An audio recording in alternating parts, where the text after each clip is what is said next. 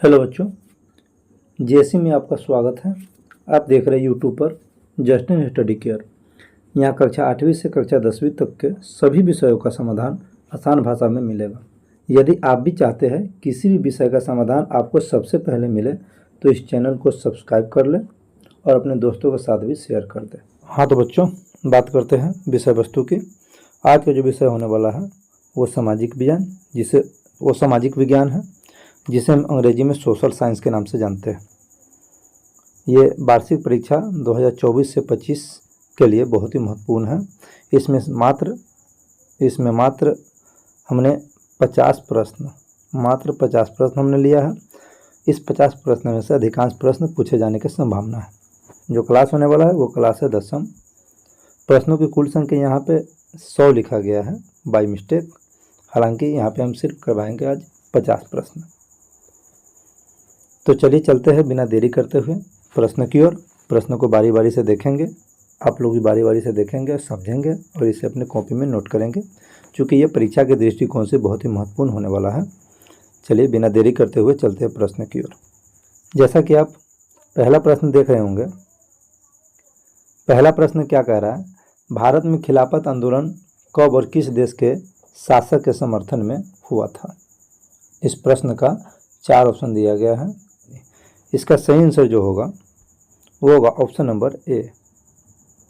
इसका सही आंसर होगा ऑप्शन नंबर ए, 1920 ईस्वी तुर्की। ठीक है, ये तुर्की साम्राज्य के शासक के समर्थन में हुआ था। इसे महात्मा गांधी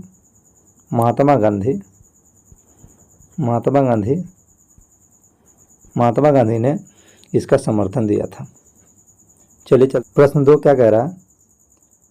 सविनय अवज्ञा आंदोलन कब और किस यात्रा से शुरू हुआ था? इसका सही आंसर होगा सविनय अवज्ञा आंदोलन 12 मार्च 1930 ईस्वी को डांडी से शुरू हुआ था।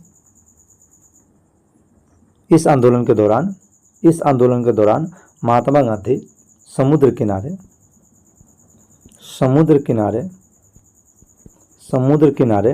नमक कानून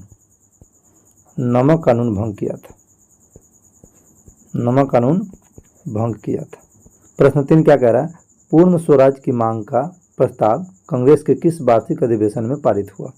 इस प्रश्न का 4 ऑप्शन दिया गया है। 1929 ईस्वी लाहौर अधिवेशन, 1931 ईस्वी कराची अधिवेशन, 1933 ईस्वी कोलकाता अधिवेशन, डी नंबर 1937 ईस्वी बेलगांव अधिवेशन। इसका सही आंसर होगा 1929 ईस्वी लाहौर अधिवेशन। इस अधिवेशन का अध्यक्षता किया था पंडित जवाहरलाल नेहरू ने।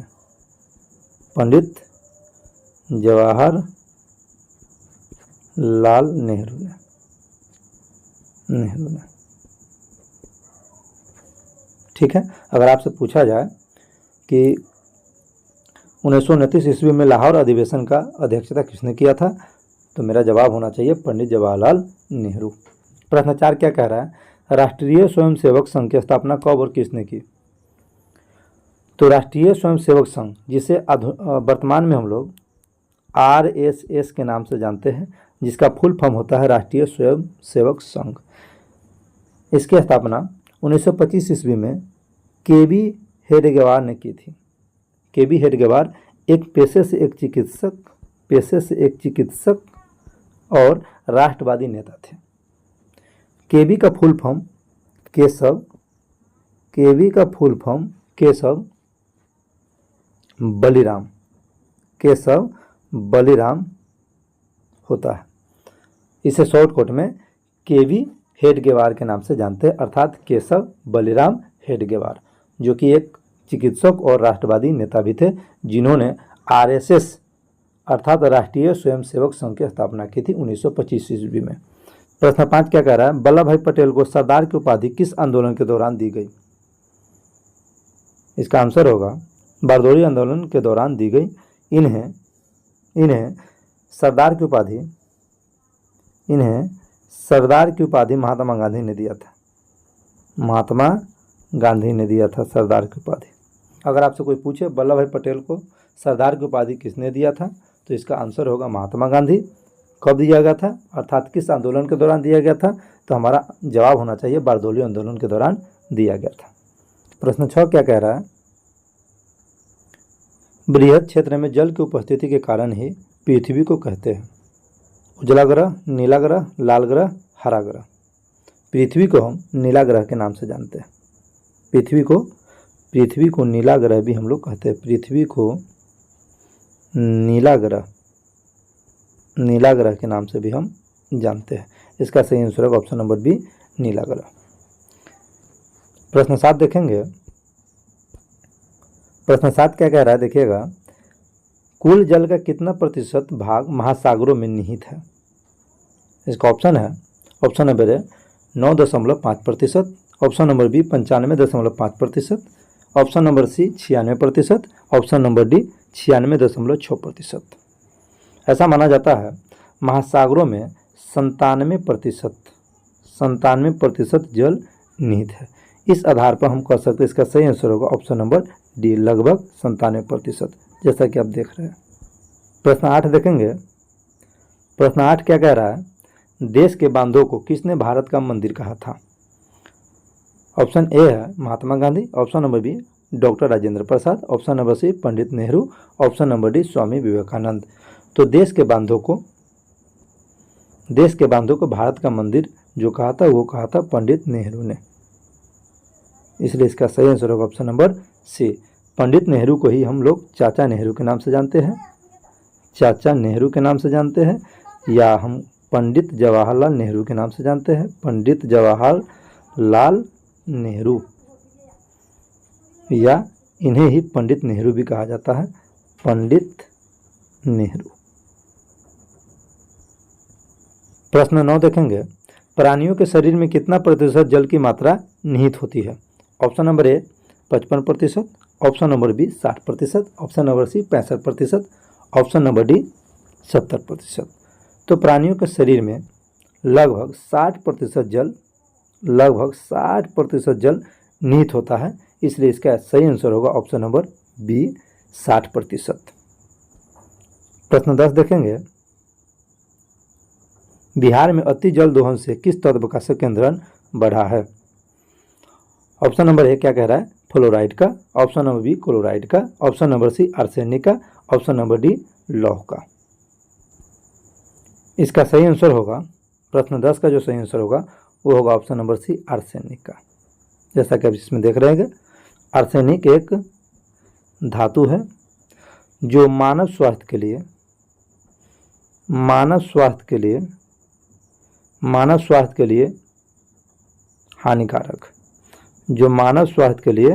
हानिकारक है। इसका सही आंसर होगा आर्सेनिक। आपको पता होना चाहिए आर्सेनिक एक धातु है जो मानव स्वास्थ्य के लिए बहुत ही हानिकारक है, जो मानव शरीर में अनेक प्रकार के समस्या पैदा कर सकती है। यह एक गंभीर मुद्दा है, आर्सेनिक का बढ़ना एक गंभीर मुद्दा है। प्रश्न 11 क्या कह रहा है, दल बदल कानून निम्नलिखित में किस पर लागू होता है? ऑप्शन नंबर ए क्या कह रहा है, सांसदों एवं विधायकों पर, ऑप्शन नंबर बी राष्ट्रपति पर, ऑप्शन नंबर सी उपराष्ट्रपति पर, ऑप्शन नंबर डी इन सभी पर। इसका सही आंसर होगा ऑप्शन नंबर ए, सांसदों एवं विधायकों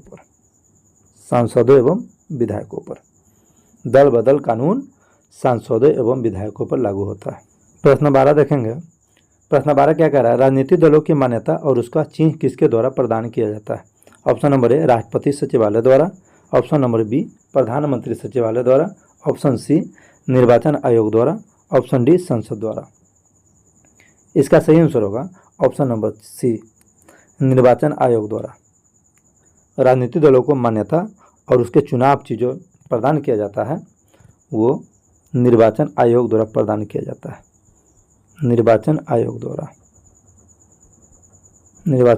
द्वारा आपसे पूछ लिया जाए देश में जो भी चुनाव होता है किनके देखरेख में होता है, तो हम कह सकते हैं निर्वाचन आयोग के देखरेख में होता है।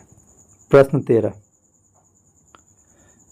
सत्र 2018 से 2009 के अनुसार भारत की औसत प्रति व्यक्ति आय क्या है? ऑप्शन ए 22,553 रुपये, ऑप्शन बी 25,494 रुपये, ऑप्शन सी 6,610 रुपये, ऑप्शन डी 54,850 रुपये। इसका सही आंसर होगा ऑप्शन नंबर बी। 2008 और 9 के अनुसार भारत में प्रति व्यक्ति आय औसत आय 25,494 रुपये, 25,494 रुपये प्रति व्यक्ति औसत आया था 2008 और 9 के अनुसार। प्रश्न 14 देखिएगा, बिहार के किस जिले का प्रति व्यक्ति आय सर्वाधिक है? ये तो आप लोग को पता होगा, बच्चा बच्चा जानता है।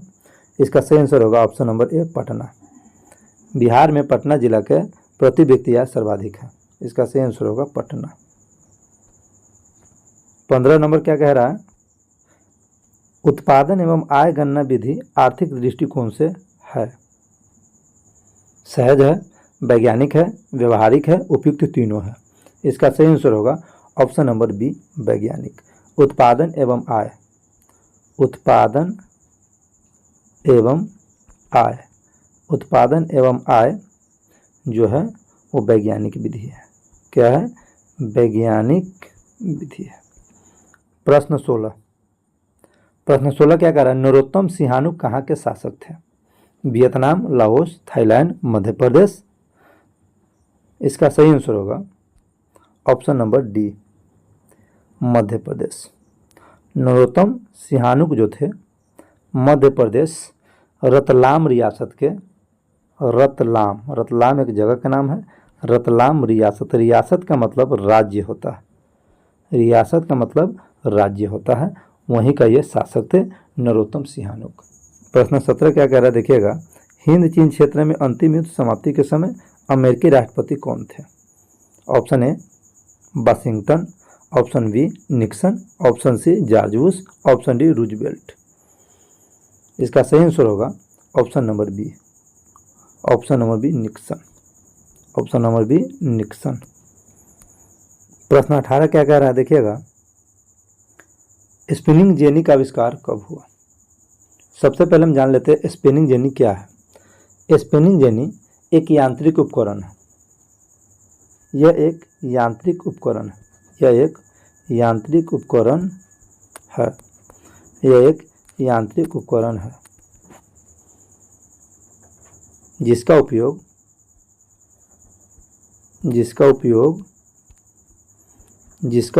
हम रुई, ऊन या अन्य फाइबर को शुद्ध बदलने के लिए किया जाता है।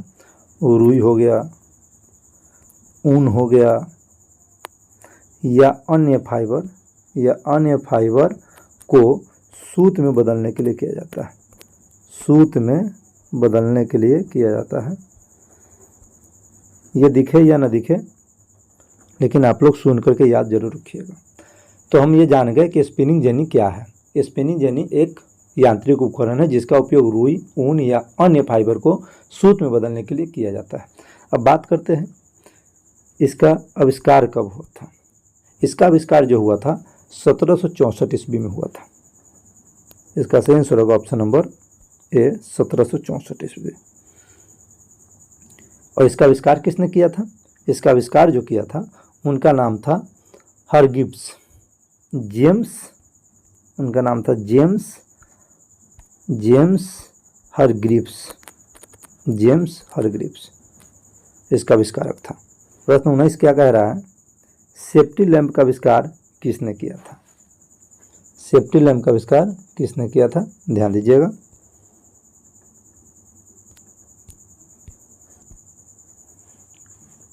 ऑप्शन है option number A James, option number B John Kay, option number C Crompton, option number D Humphry Davy.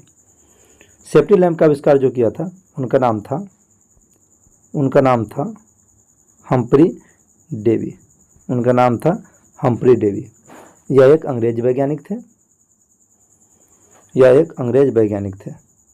एक अंग्रेज वैज्ञानिक थे। जिस वर्ष इसका आविष्कार हुआ था वो साल था 1815। तो इस प्रकार से हम कह सकते हैं, यह हमसे पूछा जाए सेफ्टी लैंप का आविष्कार कब हुआ था तो हम कहेंगे 1815 ईस्वी में। यदि पूछा जाए इसका आविष्कारक कौन है तो हम्फ्री डेवी। हम्फ्री डेवी कहाँ के वैज्ञानिक थे? तो हम्फ्री डेवी इंग्लैंड के वैज्ञानिक थे, जिसे हम अंग्रेज वैज्ञानिक के नाम से भी जानते हैं। इसका सही आंसर होगा Humphry Davy, option number D. प्रश्न 20 देखिएगा। प्रश्न 20 नंबर क्या कह रहा है, बम्बई में सर्वप्रथम सूती कपड़ों के मिलों की स्थापना कब हुई? ऑप्शन है, option A 1851, option B 1885, option C 1907, option D 1914। तो बम्बई में सर्वप्रथम सूती कपड़ों के मिलों की स्थापना जो हुआ था वो 1851 ईस्वी में हुआ था, जो असफल रहा। यह असफल था, यह असफल रहा। 1851 में बम्बई में सूती कपड़ों के मिल की स्थापना हुई जो असफल रहा। तो असफल रहा तो इसका सही आंसर होगा ऑप्शन नंबर ए। ऑप्शन नंबर ए 1851 ईस्वी में। यही अगर आपसे पूछा जाए सफल सूती मिल की स्थापना सर्वप्रथम कब किया गया, तो मेरा आंसर होना चाहिए 1854 ईस्वी में। 1854 ईस्वी में बम्बई में सर्वप्रथम सूती कपड़ों के मिलों की स्थापना 1851 ईस्वी में हुआ था, जो असफल रहा था। वही सफल की बात किया जाए तो 1854 में सफल सूती कपड़ों के मिलों का स्थापना हुआ था। चलिए देखते हैं अगला प्रश्न। प्रश्न 21 क्या कह रहा है? 1917 ईस्वी में भारत में पहली जूट मिल किस शहर में स्थापित हुआ था? इसका सही आंसर होगा, सबसे पहले ऑप्शन देख लेते हैं, कलकत्ता, दिल्ली, बम्बई, पटना। तो 1917 ईस्वी में भारत में पहली जूट मिल जिस शहर में स्थापना हुआ था, जिस शहर में स्थापित हुआ था, वो शहर था कोलकाता। वो शहर था कोलकाता। कोलकाता में पहली जूट मिल की स्थापना हुई थी। इस प्रकार से हम कह सकते हैं इसका, इस प्रश्न का जो सही आंसर होगा वो होगा ऑप्शन नंबर ए, कोलकाता। प्रश्न 22 क्या कह रहा है? भारत में कोयला उद्योग का आरंभ कब हुआ? भारत में कोयला उद्योग का आरंभ कब हुआ? सबसे पहले ऑप्शन देख लेते हैं। ऑप्शन ए नंबर में क्या कह रहा है? 1907, option number B 1914, option number C 1916, option number D 1919। इस प्रश्न का जो सही ऑप्शन होगा वो होगा option number B, option number B 1914। प्रश्न 23 देखेंगे।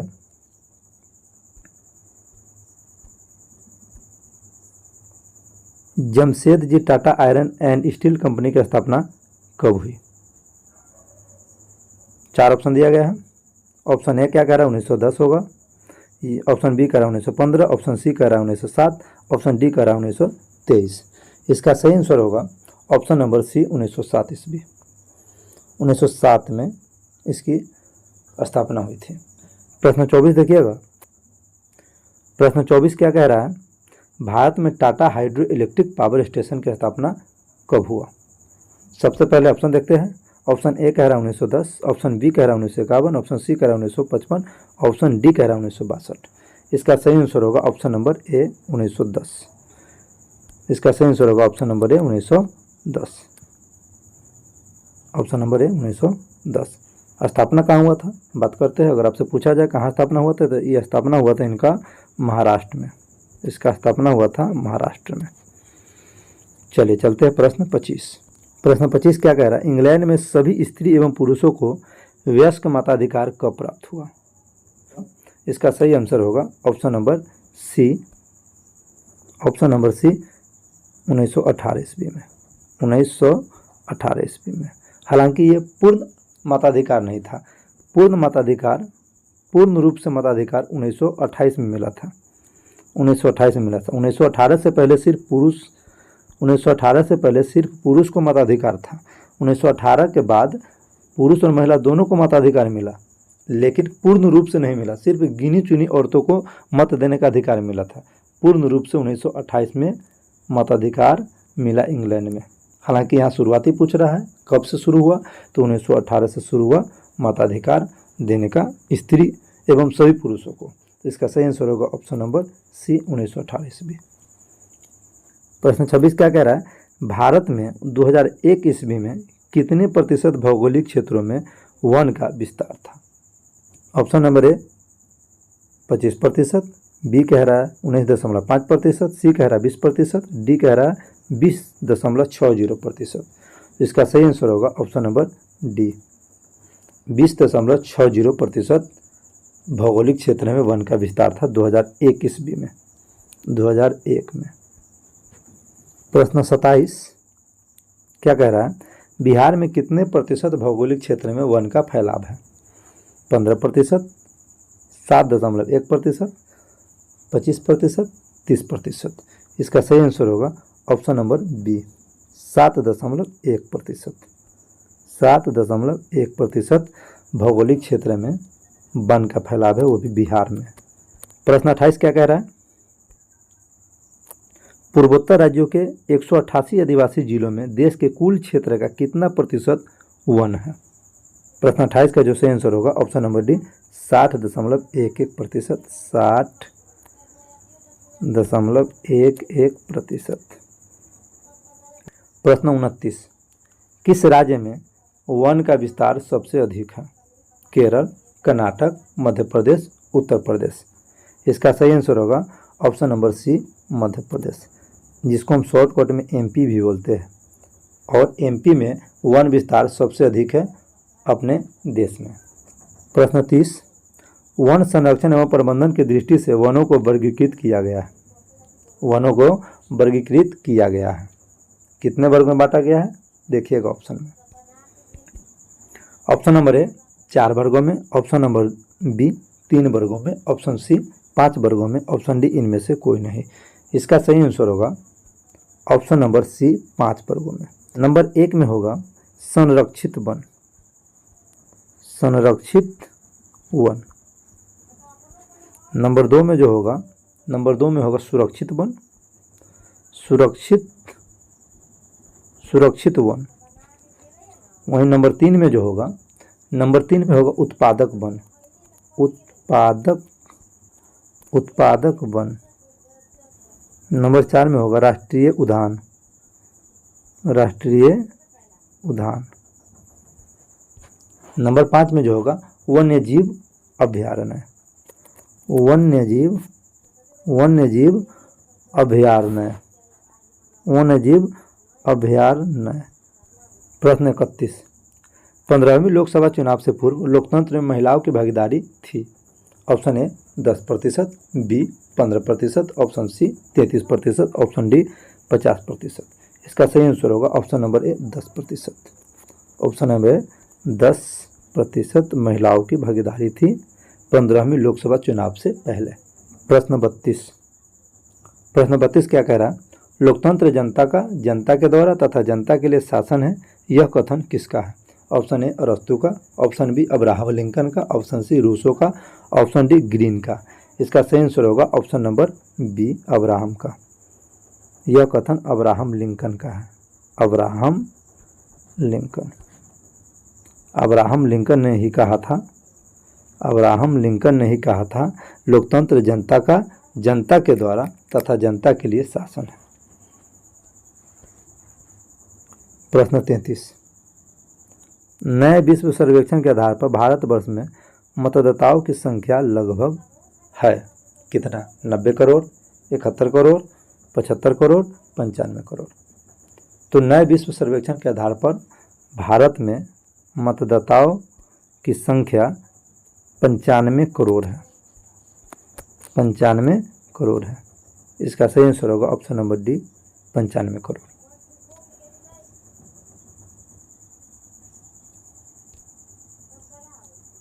प्रश्न 34 देखिएगा, क्षेत्रवाद की भावना के एक कुपरिणाम क्या है? बताना है। ऑप्शन ए अपने क्षेत्र से लगाव, ऑप्शन बी राष्ट्रहित, ऑप्शन सी राष्ट्रीय एकता, ऑप्शन डी अलगाववाद। इसका सही आंसर होगा ऑप्शन नंबर डी अलगाववाद, अलगाववाद।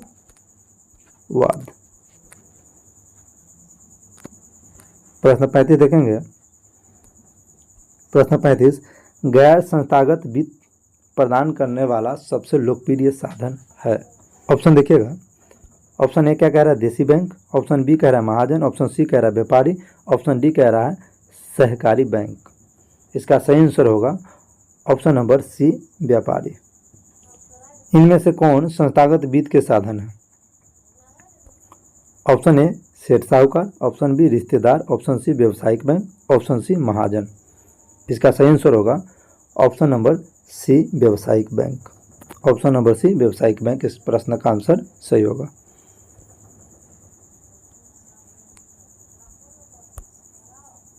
प्रश्न 37 क्या कह रहा है? भारत के केंद्रीय बैंक कौन है? रिजर्व बैंक ऑफ इंडिया, जिसे आरबीआई कहते हैं शॉर्टकट में, आरबीआई। क्षेत्रीय ग्रामीण bank, state bank of India, Punjab national bank. Option में दिख रहा हो आपको। भारत के केंद्रीय बैंक कौन है, ये बच्चा बच्चा जानता होगा। भारत के केंद्रीय बैंक आरबीआई है, अर्थात रिजर्व बैंक ऑफ इंडिया। इसका सही आंसर होगा option number A, reserve bank of India. RBI का स्थापना अर्थात रिजर्व बैंक ऑफ इंडिया का स्थापना कब हुआ था? तो हम इसको कहेंगे 1935 ईस्वी में। इसका मुख्यालय कहाँ है? मुंबई में। ध्यान रखिएगा, मुंबई में। देश में अभी कार्यरत क्षेत्रीय ग्रामीण बैंक की संख्या क्या है? ऑप्शन देखेंगे। Option A 43, option B 53, option C 199, option D 196। इसका सही आंसर होगा ऑप्शन नंबर ए 43। वहीं बात करें 2005 में, 2005 से 6 में 196 से घटाकर 43 कर दिया गया था।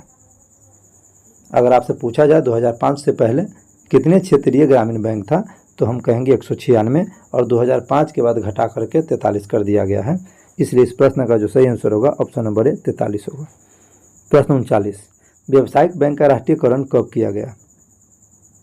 ऑप्शन क्या कह रहा है? Option A 1966, option B 1980, option C 1969, option D 1975। Answer इसका होगा ऑप्शन नंबर सी 1969। अब बात करते हैं व्यावसायिक बैंक का राष्ट्रीयकरण 2 चरणों में हुआ था। पहला चरण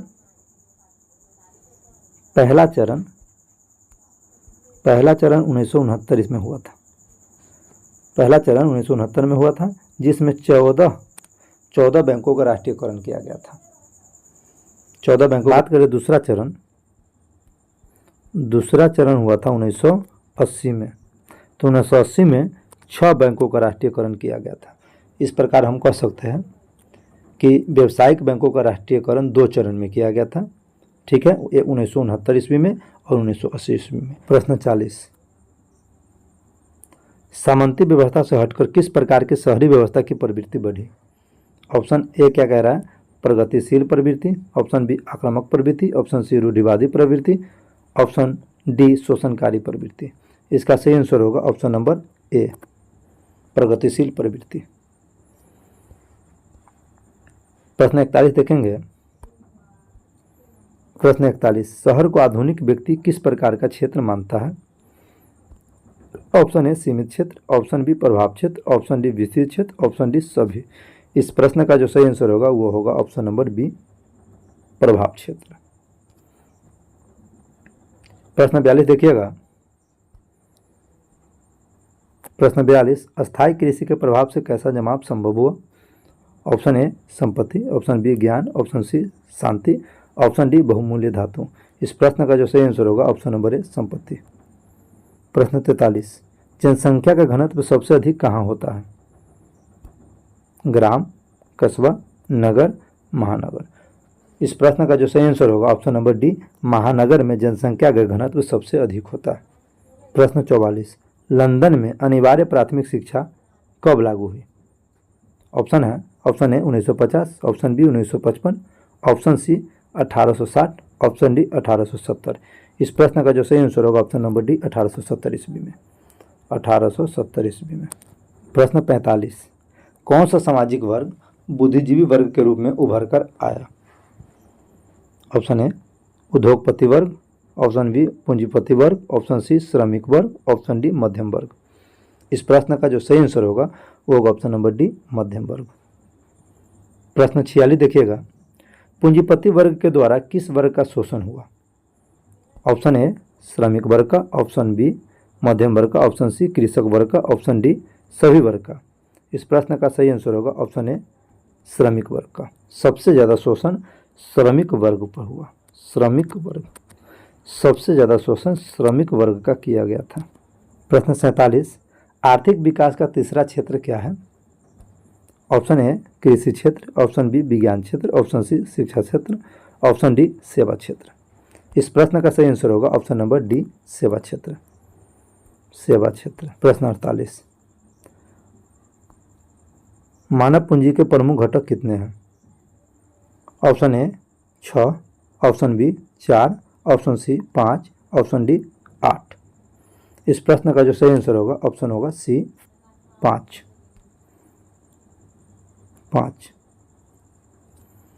ये आंसर सही होगा 5। अब ये जानना है 5 घटक कौन कौन से हैं। सबसे पहला घटक शिक्षा,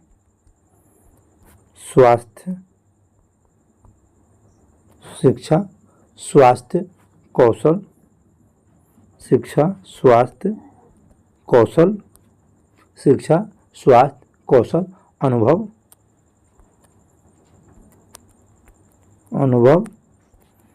और 5 में प्रशिक्षण।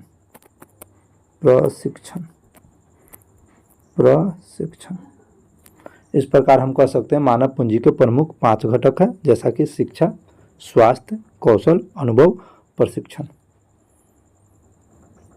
प्रश्न 49, कौन बीमारू राज्य है? Option A Bihar, option B Madhya Pradesh, option C Uttar Pradesh, option D Orissa. इस प्रश्न का जो सही आंसर होगा ऑप्शन नंबर ए बिहार। अब जानना है बीमारू राज्य का अर्थ क्या होता है। बीमारू राज्य का मतलब वैसा राज्य जो आर्थिक दृष्टि से और सामाजिक दृष्टि से पिछड़ा हुआ हो, उसे ही हम बीमारू राज्य कहते हैं। तो बिहार अभी भी आर्थिक और सामाजिक दृष्टि से पिछड़ा हुआ राज्य है। हालांकि मध्य प्रदेश, उत्तर प्रदेश, उड़ीसा भी कभी बीमारू राज्य हुआ करता था, लेकिन अब इसकी स्थिति सही है, इसलिए यह बीमारू राज्य के कैटेगरी में अब नहीं आता है। प्रश्न 50, कौन सी सेवाएं गैर सरकारी है?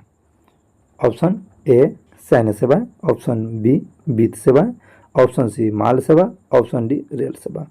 इस प्रश्न का जो सही आंसर होगा वो होगा वित्त सेवा, ऑप्शन बी वित्त सेवा।